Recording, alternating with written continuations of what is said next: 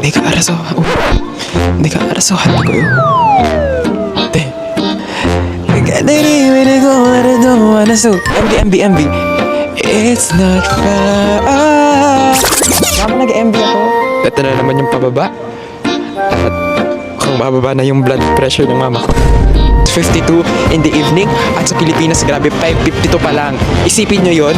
Tapos sa tingin ko ang feeling ko is nag-jet lag na ako.